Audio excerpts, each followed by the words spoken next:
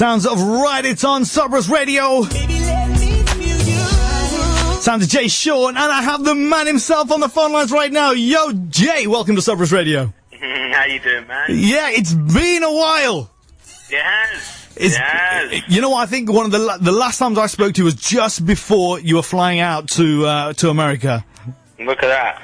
I know. It's been a while. It's been a while. That's like 5, 6 years ago. I know. You don't write. You don't answer my emails. What's going on, man? It's hard to believe that so much time has flown by so quick, man. Definitely. But you know what? It's good to have you back here in the UK, and it's good to have you back on the show after all this time. But obviously, the last time we spoke was just before you were going to fly off and join Cash Money.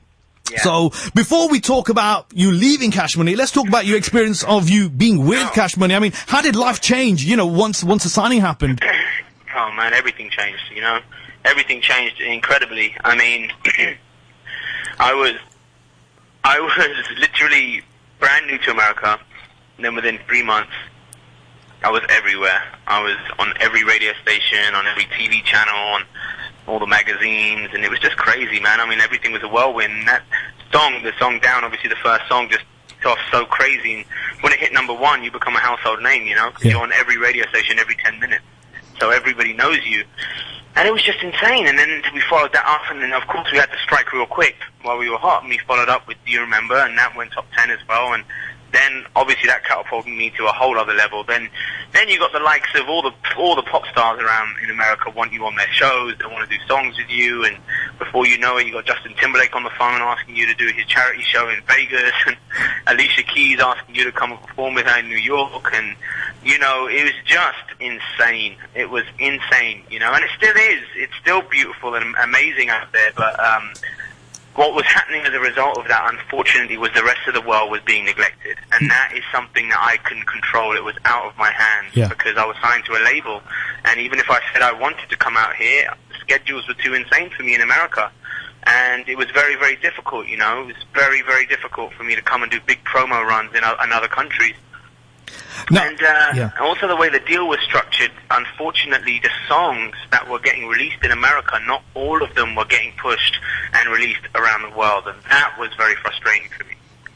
I mean, when you initially went out there, was it intimidating? Did you kind of maybe feel, you know what, maybe I'm a little bit out of my depth? What were you comfortable straight up? As soon as you were signed and you went out there.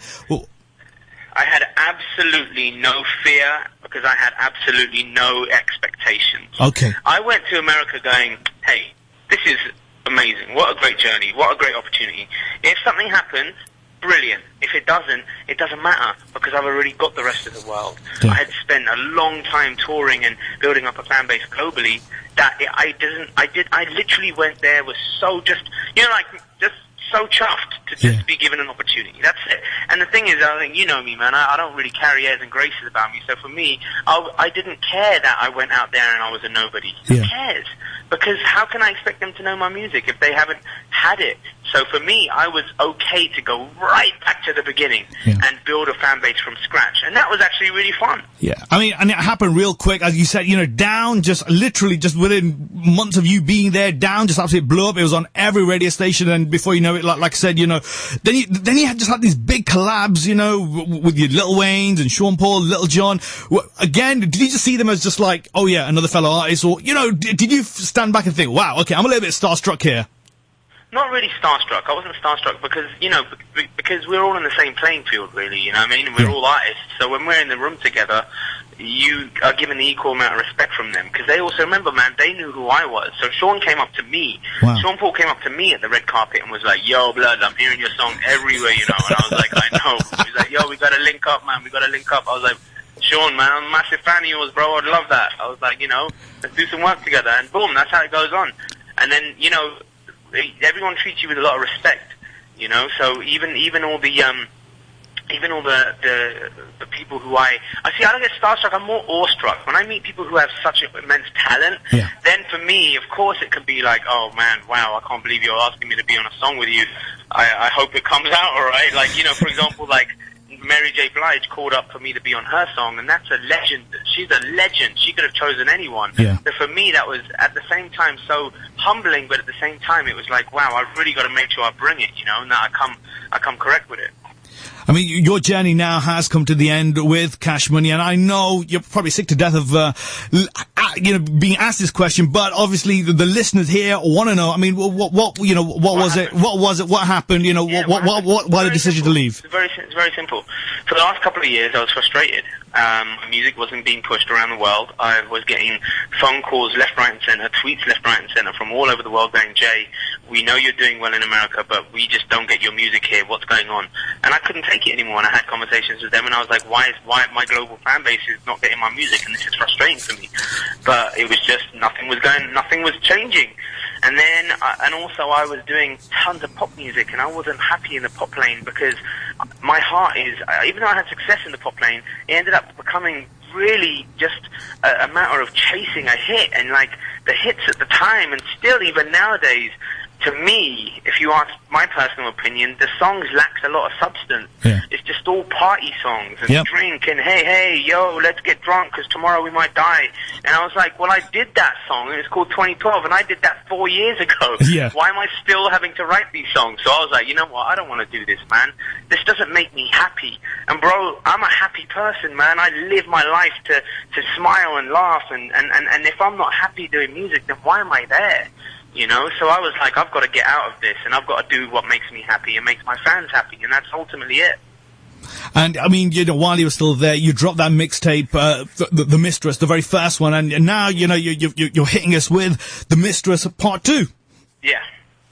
You know, go for it, man. Talk to us about this. Talk to us about this mixtape. The Mistress 1, I wrote literally, believe it or not, for myself. I wrote it for myself because, like I said, I needed to get that out of me.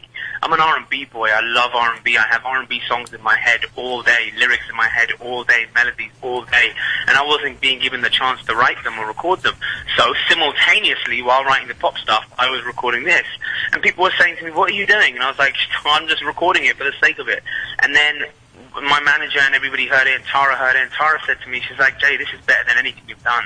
She's like, this is where your heart is. And I was like, I know that. She's like, just give it to your fans. Give it to them for free. So I did.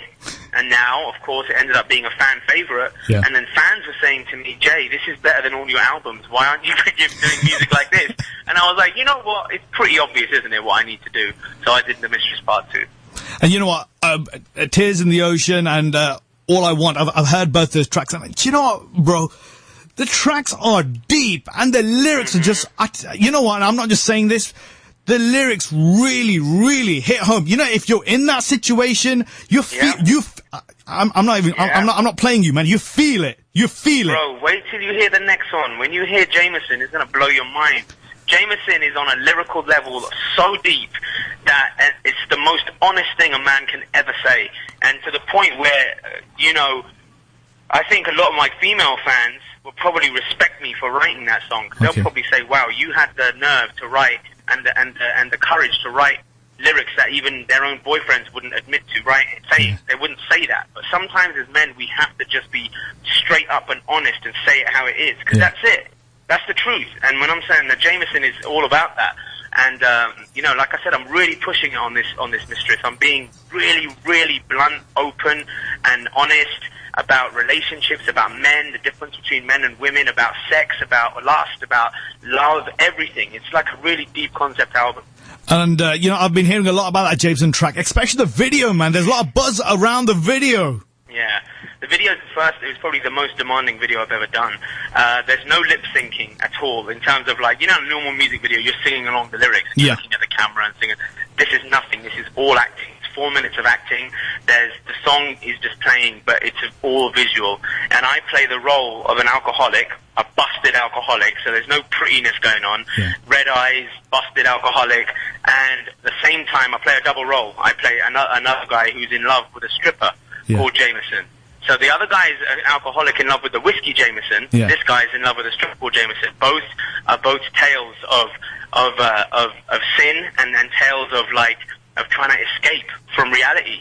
You know what I mean? Like, one drowns his sorrow in the whiskey every night, the other drowns his sorrow in a stripper. And in that moment, they feel love. In that moment, they feel escapism. In that moment, they feel like everything is okay. But the next morning, they woke up broken. and it's just a deep song, man. And the video, it was madness. It's mad. So even in the video, I had to push it. I had to be like, yo, if I'm in a strip club, well then that's it, strippers. And there's strippers in the video, and there's me being an alcoholic in the video. It's pushing it, but it's all acting. And that's the whole thing. For me, this is art. This is art. I'm trying to push it. When we watch videos and we watch movies, Shah Rukh Khan playing a terrorist, he's obviously not really a terrorist, is he? But he's acting, and he's trying to get you into this world, and that's what I'm trying to do with this music. Definitely, man. You know, I'm glad. You know, well, that's how it should be, man. You should be true to your music, which is what you're doing, and you're following your heart, and you're following, you know, what it is that you want to do. But you know, double role. You mentioned double role, right? Now, you know, double role. I always think of Bollywood movies, so that brings me on nicely to my next question. You know, has Bollywood come knocking over the years? You know, can we see you kind of doing some work out there? Yeah, I'm doing a song right now as we speak with A.R. Rahman. So, big things to come. Wow. Okay, we're gonna definitely watch this space. Now, The Mistress 2. When is that dropping, Jay? Bro, 3 days. 3 days! 3 days time. I'm so excited. And it's so simple, it's so easy. Like I said, this project for me really was about my fans. It was all about me and my fans. And I just want to give my fans who've been so loyal to me from the beginning, who have loved me from the beginning, listened to my music from the beginning, understood my crazy journey from the beginning, and they're still here 12 years later. This is my gift to them. They've been crying out for this kind of R&B music for me. I know that, and I'm giving it to them for free. So it comes out on November the 18th. You just go to themistresstapes.com. That's themistresstapes.com. And you'll get the whole thing for free, and you get to watch both music videos. Wow. Okay, you know, I've just got a little bit of time here to quickly throw some questions at you from some of the fans who've been emailing in. Nina from Derby says, Jay, are you going to be working with Juggy D and Rishi Rich again? Yes, we are. We're working on trying to get a date together so we can finally knock out this song. Okay, cool. And we've got one more question here. Sonam from Leicester says, Jay, has marriage and fatherhood changed you? Oh, of course, 100%. I mean, God, I care about nothing more than I do about my child and my family. I mean, that comes first beyond everything. So that's why everything else in life, bro, for me is just a bonus. I don't worry about anything anymore. Why should I? I've got my little baby at home. She puts a smile on my face every single time I come home. You know, yesterday I was exhausted from promo. Yeah. I'd done 27 interviews in a row. I hadn't had any lunch break. I had nothing, right? I hadn't eaten. I hadn't done anything. And I was exhausted, and I got home, and my baby was there, and she woke up, and when she saw me, and she started waving her legs around and getting so excited. Bro, every little thing went away. Every bit of tiredness, all of a sudden I had full energy, and it was just a beautiful thing, Jay, you know what? It's always a pleasure having you on the show. You know what? Let's not leave it so long next time around, but you know... Oh, don't worry, we won't anymore. Yeah, man. Like I said, it's in my hands now. It's in my hands. You know what I mean? So I'm going to make sure that we are constantly in touch. For sure. I mean, what is the game plan now? You know, what are you doing? You know, are you stick around the UK? I mean, I know home is America. Yeah. I live in America, but obviously, like I said, we've got a brand new album and 3 music videos, man. This is going to keep us going for a long time. And then of course, as soon as I get back, I start writing the next one, and you know, we'll tour The Mistress, and we'll tour the whole 10 years. We'll do a whole bunch of stuff. Yeah. I'll tell you what, you got to come down here to Leicester. Join us here in the studio. You know, if you were going to come in down today, you know, I know how much you love your Andapuras, man. I was going to have some ready for you. Oh, brother. It may not be as good as your mum's, but you know what? I was going to give it a go. Thank you, bro. Thank you, bro. Well, next time we will make sure we're there, all right? Jay, it's been much love, man. It's been a lot of pleasure having you on the show. And we'll speak again real soon, man. Take it easy. Wicked. All right, man. Take care, bro. Peace. Bye.